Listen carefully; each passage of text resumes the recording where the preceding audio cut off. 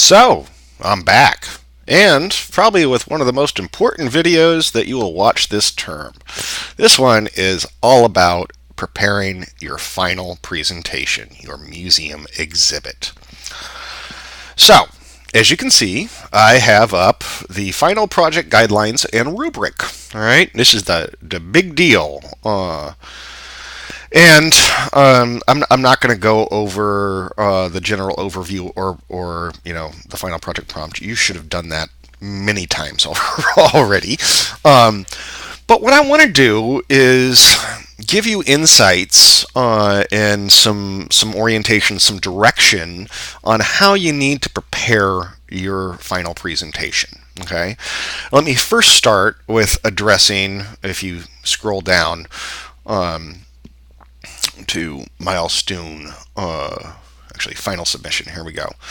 And you look down here for the final project rubric. It says that you have to submit a Word document containing the text and images used to create your museum exhibit project. No, you don't. That's pretty repugnant. It's all going to be in your presentation, so there is absolutely no need for you to go through all your text and all your images in another Word document and submit that as well. Don't worry about that. Okay. So that said, that should take care of any questions like what am I actually turning in? All right. It's just going to be a presentation. All right. So specifically, you need to do essentially a hidden milestone, okay, before you can actually start assembling your final project. And we can see, if you come up here to the full overview, right? So here was the various sections: cultural group, methodology, and our new one, connections. This is a whole new section that you're going to have to address, okay? And it will be at the end of your presentation. Think of your presentation as compiling and putting in a presentable format, obviously, an easily digestible format, right? You got to think about your audience, which is me. Sorry, lost my train of thought. You're going to be having to add this whole new section, section 3, connections, okay? And this is literally where you make connections about key things, point A, B, and C, and D, okay? And you can read about these. Draw connections between the artifact or feature and the group's present economic culture, right? Economics, how people make a living. Okay, it's that simple. It's not finances per se. It's not money, but how do they subsist? How do they make a living? And there are infinite ways to do that. Okay, you can go back to some of our previous sections. I've talked about various subsistence strategies. Right, that is all economic aspects to the culture. Okay, are they agrarian? Are they horticultural? Are they pastoralists? Are they foragers? How do they survive in the broadest sense? If there are not connections, why not? Or how could there have been? All right, so there's no say that there aren't any. All right, even if you can't find them, all right, and make clear connections, and I'd be worried if you can't. Okay, you should be able to. You need to think about it at least, right? Draw connections between the artifact or feature and the group's present social culture. Okay, so this is drawing connections from the past to the present, your historic artifact to your present group. Okay, social culture. Let's see here. That would include things like politics, social organization, right? Are they a state-type society? Are they egalitarian? Are they a chiefdom, a band? Right? Use those keywords, make those connections. Religious culture. All right. Many of the artifacts and features that you have selected tend to have some connection to beliefs. all right, either directly or indirectly, okay? And so you need to be able to lay those connections out. And finally, point D, how might your research results impact the population you research? This is an ethical question, okay? How do you think what you're presenting is going to affect your group? Okay, and this requires you to be really aware of potential impacts. In your last milestone 3, you were asked a question about ethics, about how ethical is it to use a single artifact to represent a culture. Well, you could think of this as an extension of that, right? Since you are using a single artifact to represent a culture, what are the issues inherent to that? So that's the whole new section on connections, right? So start with drafting that out, okay? And I would, suggest doing that in a Word doc, right? Don't skip that step, right? Because if you just try to throw it into the presentation, you're going to be skipping steps, and it's going to show, right? There'll be gaps, and I want to avoid that. You want to avoid that. I don't want to see it. So yeah.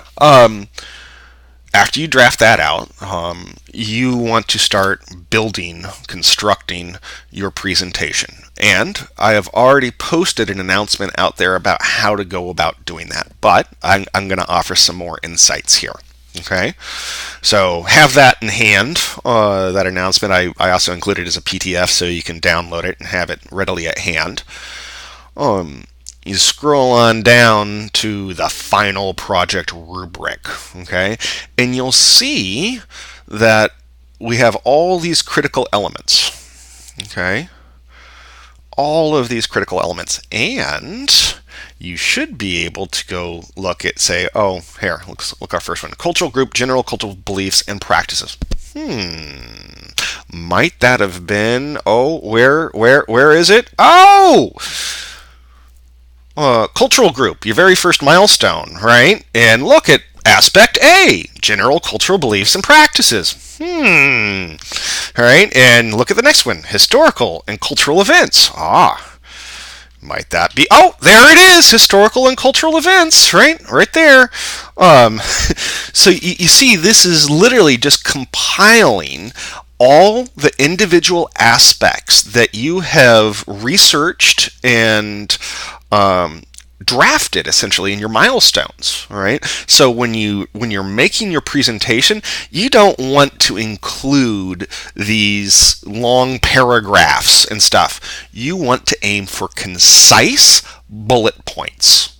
Okay. Think of it as an outline. But there are going to be areas where you need to give specific examples, okay? And you'll see those in here, all right? If you actually look at, some of the descriptions, right? And, always start with looking at the proficient, because that's showing you the basic, right? And I want you all at least there. And more than that, I want to see you all coming over the exemplary column here, which is always putting the cherry on top. That's really what it is. It's doing the extra research, using extra examples, supporting your points with excellent scholarly materials. Right? Those are the sorts of things that are going to make a difference between proficient and exemplary. Okay, I think I've made this point clear throughout the term, so that shouldn't be new. So back to actually structuring it. You're going to take, if you go back to your milestone 1, you have a response to aspect A. Well, you're going to want to translate that into presentation format. Okay, so turn your text. You're not going to use it all. You're going for those nice, sweet, concise bullet points. Use images to help illustrate your points. Okay. And you're literally just gonna go through, from milestone 1, point A, B, C, D, and E, right? And then next milestone, and then next milestone, and so on and so forth. Now, I need you to be sure that you're citing your sources, that you're proofing your work, all right? Because those are points that you shouldn't lose, all right there. If you're drawing on a source, be it an image, text, thoughts, anything from another source, you have to cite it in text, in full reference, APA style. Make sure to proof. Something I might suggest is, drafting your bullet points in a Word document, right? So you're going to have the spell check and grammar check of Word, all right there. That's going to help you. And I would also, on top of that, suggest using Grammarly. It's a free download, grammarly.com or something like that. You can quick Google, you'll find it. And it's really invaluable. It's going to catch all those little things that you miss.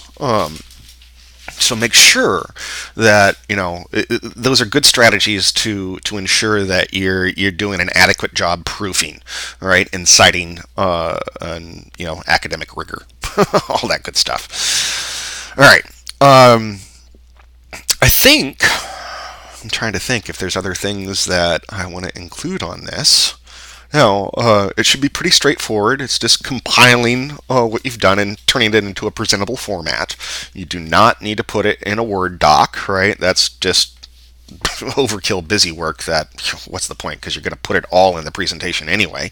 But definitely, before you start, building the presentation, you want to draft out part 3 here, connections. Okay. It should not be a big thing. I strongly suggest that you support your points, use our text in materials, all right? You can draw parallel examples, right? Even if they don't have the specific thing, like your particular culture that you're talking about or anything like that, they still might have key concepts that you can apply towards yours, and they might even present. Our text is full of those that doing archaeology, those sweet little inbox case studies and stuff. You can use insights from those, even if they're not about your particular thing. Okay, if it's about a key concept that you're trying to apply, that's what matters. All right. Yeah.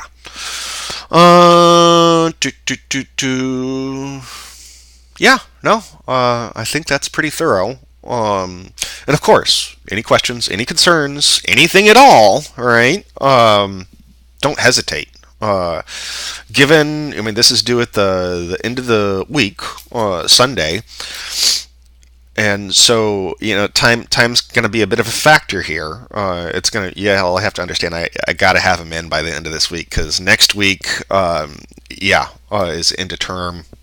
Yeah, it's got to be pretty fast turnaround, and I got to go through each and every one of these for multiple sections of this class. I'm not trying to put pressure on you by saying that. I'm just trying to give you insight into the process. I'm